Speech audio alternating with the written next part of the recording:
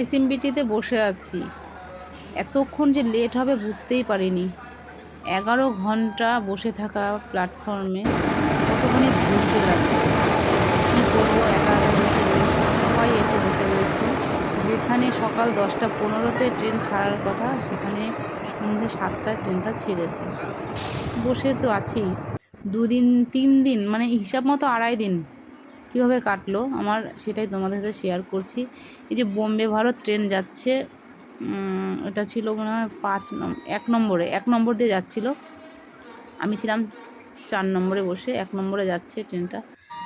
আর কি করব, বসেই তো রয়েছি, কিছু খাবো, খেতেও পারছি না, কারণ আমার লাগেজগুলো রয়েছে। বারবার খাওয়া মানেই বারবার টয়লেট বাথরুম কিছু তো যেতেই হবে, আমি এগুলো কার কাছে রেখে যাব।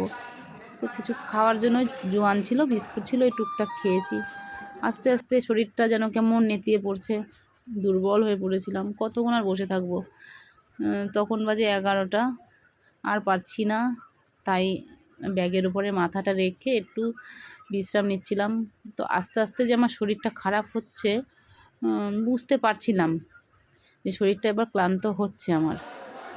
আর ট্রেনটা তখনও ঢোকেনি, ঢুকছে। তার আগেই দেখো, যারা এসি ছাড়া নর্মাল যে বগিতে রয়েছে, স্লিপারে যারা আছে বা যারা লাগেজ নিয়ে আছে, তারা ওই রানিংয়ে উঠছে। আর আমি এমন জায়গায় দাঁড়িয়েছি অনেকটা দূরে, আমার যেখানে এসি আমার আইডিয়া ছিল না, অনেকটা দূরে দাঁড়িয়েছি। আমাকে আবার লাগেজগুলো বয়ে নিয়ে আসতে হয়েছে। বাইরে দাঁড়িয়েই রয়েছে, ক্লিন হচ্ছে, উঠতেও দিচ্ছে না। তখন বাজে 6:30, 15-20 মিনিট দাঁড়িয়েছিলাম নিচে। তো আমার লাগেজগুলো ভারী ছিল, দাদাভাইকে বললাম একটু হেল্প করতে, তুলে দিল লাগেজগুলো। উঠে বসলাম, তখনও বেডশিট দেয়নি, গায়ে দেওয়ার কিছু দেয়নি, কারণ এটা এসি তো সবই দেয় ওরা, বেডশিট দেয়, সবই দেয়, বালিশ দেয়। আর এদিকে ফোনে চার্জ ছিল না, একদমই চার্জ ছিল না, 10% ছিল। তবু ছোট্ট করে একটা ভিডিও করে নিলাম, সবই তো শেয়ার করি তোমাদের সাথে কম বেশি, তাই একটু তুলে নিলাম ভিডিওটা। আর এদিক থেকে চার্জ, ওরা এখনও লাইন দেয়নি, কারেন্ট দেয়নি। ট্রেন ছাড়বে তখনই এসিও চলবে, সব চলবে। প্রচুর দুর্বল লাগছিল শরীরটা, মনের জোরে যে দুর্বল হলে হবে না, আমাকে পৌঁছাতে হবে বাড়িতে, বাড়িতে গিয়ে যাওয়াই হবে। ট্রেনের মধ্যেই বমি শুরু হয়ে গেছে রাতে, প্রথম রাতেই বমি করেছি। খাবার দাবার সব রকমই নিয়েছিলাম, একটু বাইরের প্রকৃতিটাও তুললাম, যতই নিই শুকনো খাবারই তো নিয়েছি। এবার রাতটা কোনো রকম কেটেছে, রাতের ভিডিও আর করতে হয়নি বেশি। সকালবেলা উঠে ছোলাগুলো খেতে হবে, সোমবারে ভিজিয়েছি, মঙ্গলবার হয়ে গেছে, ট্রেনে উঠেছি বুধবার, তাহলে হিসাব মতো 3 দিনে দাঁড়ায় অঙ্কুর বেরিয়ে গেছে। খেতে হবে, ছোলাগুলো খোসা ছাড়িয়ে খাচ্ছিলাম, কি করা যাবে, আর খেতে তো হবে। খাবার নিয়েছি, অনেক খাবারই নিয়েছি, কিন্তু ভেবেছিলাম শুকনো খেয়ে আসবো। আমার চিন্তা ভাবনাটা পুরোটাই ভুল ছিল। আমি 1 প্লেট ভাত নিয়েছিলাম, ছোলা খাওয়ার পর একটু খারাপ লাগছিলো শরীরটা, একটু শুয়ে পড়লাম। ভাতের অর্ডার দিয়েছি, ওরা 10টা-11টার সময় আসে সকাল ভাতের অর্ডারের কথা জানতে, তো আমি অর্ডার দিয়ে দিলাম মাছ ভাত 180 টাকা। ডিমও বলছিল, ডিমটা আমি নিলাম না, মাংসটা নিলেই ভালো করতাম। মাছটা নিয়ে আমার এমন হয়েছে, এত কড়া ভাজা করেছে, ভেজেই ঝোলে চুবিয়ে প্যাকিং করে দিয়ে দিয়েছে, ফোটায়ও নি ভালো করে মাছটাকে, নরম হয়নি, শক্ত ছিল, যেটা আমার একদমই পছন্দের ছিল না। আর একটা মিষ্টি মুখ করার জন্য শনপাপড়ি দিয়ে থাকে ওরা, আর একটা কি আমের আচার ছিল, আমি খাইনি, রেখে দিয়েছি। আমার বেবির জন্য নিয়ে চলে এসেছিলাম, ভিডিওটা আপলোড করতে তো সময় লাগে। আর এক্সট্রা ভাত দিয়েছিল, প্লেটে যা ছিল ওগুলোই খাইনি, এক্সট্রা ভাতও রয়ে গেছে, দুবারে আমাকে খেতে হয়েছে, রাতেও খেয়েছি, রেখে দিয়েছিলাম।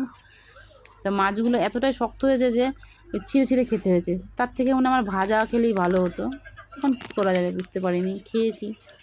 খিদের সময় খেতেও হবে, খাবার শুকনো ছিল, তবুও ভাবলাম যে এতটা টায়ার্ড লাগছে, মাথা ঘুরছে, দুটো ভাত খেলেই মনে ভালো থাকবো, বাঙালি তো, মাছের ভাতে কী করা যাবে।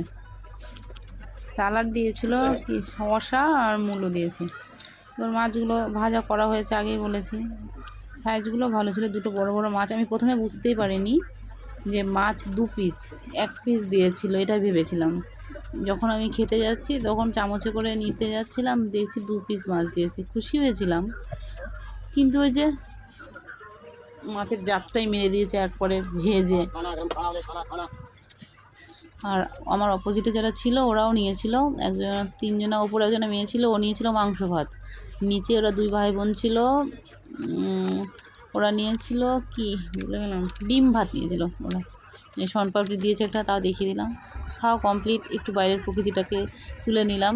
কারণ যখন আমি ব্যাঙ্গালোরে যাই তখন আমি তৎকালে গিয়েছিলাম তো দুরন্ততে, তখন ওটা ভালো তুলতে পেরেছিলাম পাহাড়। এটাতে তোলা যায়নি কারণ রাতে ট্রেনটা ছেড়েছে, ভালো ভালো জায়গাগুলো চলে গেছে। আর একটা আইসক্রিম বাধ্য হয়েছি নিতে, কারণ পেটের যা প্রবলেম দেখছিলাম, আমার শরীরও খুব খারাপ লাগছিলো। তো যে ঠান্ডা খেলে ভালো লাগবে, ভালো লাগছিলো। এসিতে ছিলাম, তারপরেও ওটা ঠান্ডা খেয়েও খুব ভালো ছিলাম। তা একটা প্রবলেম হচ্ছিলো যে ঠান্ডাটা খাওয়ার পর গলায় খুসখুস কাশি শুরু হয়ে গেছে। আমি ভাবলাম কেন হলো, তো একটু জল খেলাম, জল খাওয়ার পর দেখছি আবার ঠিক হয়ে গেছে। হয়তো ঠান্ডাটা হঠাৎ খাওয়ার পরই কাশিটা শুরু হয়ে গেছে। তো একটু জল খেয়ে নিলাম, পরে দেখলাম ঠিক হয়ে গেছে, কোনো প্রবলেম হয়নি। ঠান্ডা খাওয়ার পরে জল খেলে ঠান্ডা লাগে না জানি, তো সেটাই করেছি আমি। আবার খাওয়া শেষ, আবার প্রকৃতি তুলে নিলাম।